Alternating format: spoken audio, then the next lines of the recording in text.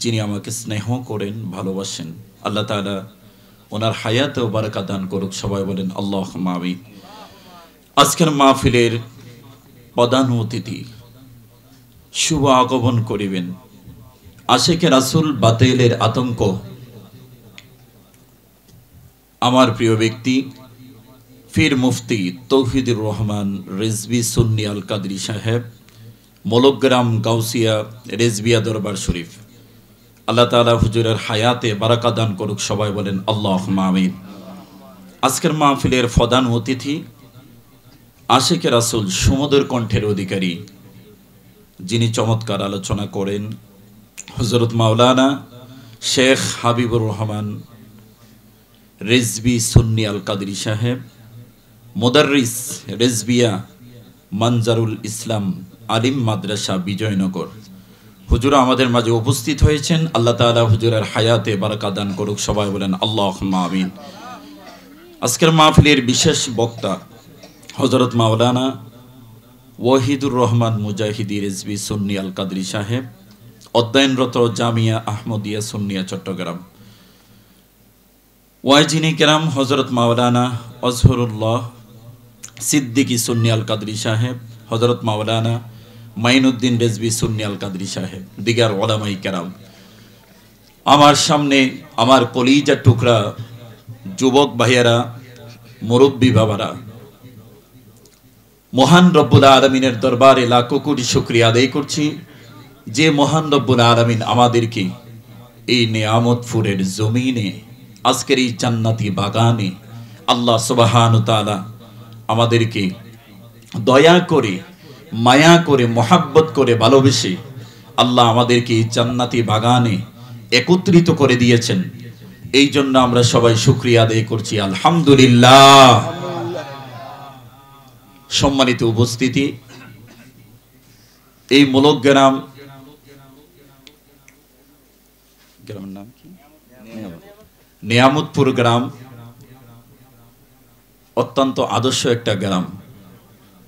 আল্লাহ প্রিয়, নবী প্রিয়, রাসূল প্রিয়, প্রেমিক। কিন্তু অনেকে এখনো বাহিরে আছেন। এই মাহফিল কিন্তু সব সময় হয় না, বছরে একবার হয়। আপনি এখনো ঘর থেকে বাহির হতে পারেন নাই, দোকান থেকে, বাজার থেকে, মোবাইল থেকে এখনো আপনি পৃথক হতে পারেন নাই। কিন্তু যারা চেষ্টা করেছে, যারা নিয়ত করেছে, মহান রব্বুল আলামিন তাদেরকে এই জান্নাতের বাগানের মধ্যে বসিয়ে দিয়েছে। সবাই বলেন আল্লাহু আকবার। আসবে, মানুষ হবে, কিন্তু এটা সময় লাগবে আর কি। ঘুরে ফিরে চিন্তা করে আরো পরে যাই, এত তাড়াতাড়ি গেলে কিভাবে হবে? শয়তান ধোঁকা দিচ্ছে, ঠিক কিনা জোরে বলেন। এখনো কিন্তু ঘরের মধ্যে বসে আছে,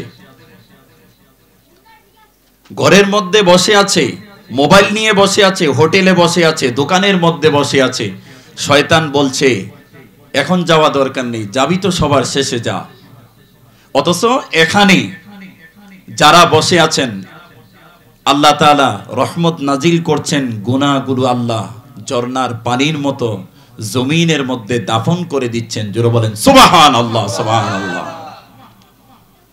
অতএব হেদায়েত দেওয়ার মালিক কে? জোরে বলেন হেদায়েত দেওয়ার মালিক কে? আল্লাহ। দুনিয়াতে আমরা এক সময় ছিলাম না, এখন আছি, ভবিষ্যতে আবার আমরা থাকব না, চলে যেতে হবে, কেউ থাকতে পারবে না। কিন্তু অনেকে মনে করে আমি মরবো না, ঠিক কিনা জোরে বলেন। যেইভাবে ক্ষমতা দেখায় মনে হয় কি যে আমি মরবো না।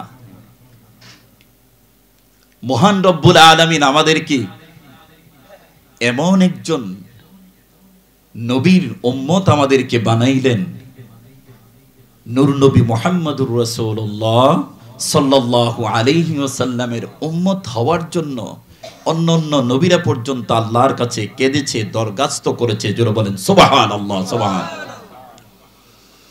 আল্লাহর কাছে কোনোদিন আমরা বলি নাই মালিক ও রব্বুল আলামিন তুমি আমাকে মানুষ বানাও। কোনদিন বলছিলাম? সবাই বলেন, বলছি কোনদিন? ও রব আমাকে নিয়ামতপুরের জমিনে মুসলমান ইমানদার মা বাবার ঘরে পাঠাও।